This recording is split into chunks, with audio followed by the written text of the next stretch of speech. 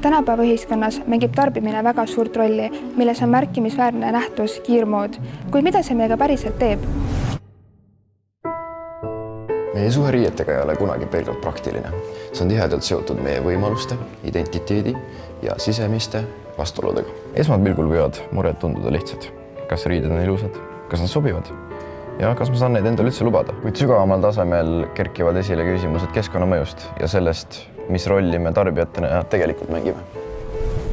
Sageli jääb märkamata, et meie ostuharjumused ei ole vaid isiklikud valikud, vaid need sõltuvad ka meie majanduslikust olukorrast ning elustiilist. See tähendab, et mood ei ole kõigi jaoks võrdselt kättesaadav. Mõne inimese jaoks võib olla mood kui eneseväljendusvahend, kuid teiste jaoks pidev surveallikas. Moetööstus ise peegeldab seda süsteemi väga selgelt. See jaguneb kaheks: kõrgmood ja kiirmood.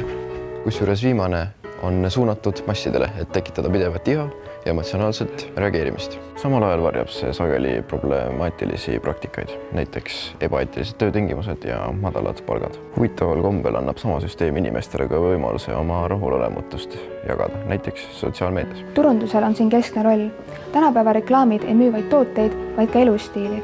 Meile sisendatakse mingi brändi või toote omamine teeb meid teistest inimestest paremaks või edukamaks. See loob illusiooni, et väärtus peitub esemetes.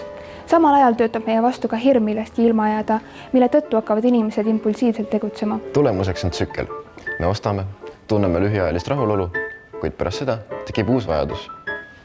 Nagu sotsioloog Sigmund Baumann on kirjeldanud, iseloomustab tarbimisühiskonda just soovide ebapüsivus. Rahulolu on ajutine ja asendub kiiresti puudustundega. Ma loen teile ette katkendi Jaan Aru raamatust Loovusest ja lugemisest. Olete end kunagi avastanud sirvimast reklaambrošüüre. Ehk olete lugenud lennukis pardajakirja või jäänud seisma vaateakna ette, et sealt midagi lugeda. Kas seintele kleebitud reklaamid köidavad teie tähelepanu?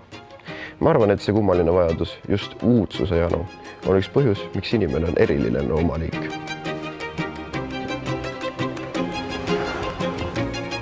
Seega tasub küsida, kas meie juhime oma tarbimist või juhib tarbimine meid.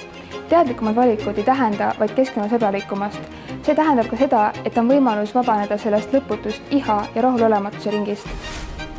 Lõppkokkuvõttes ei määra meid see, mida me kanname, vaid see, miks ja kuidas me valikuid teeme.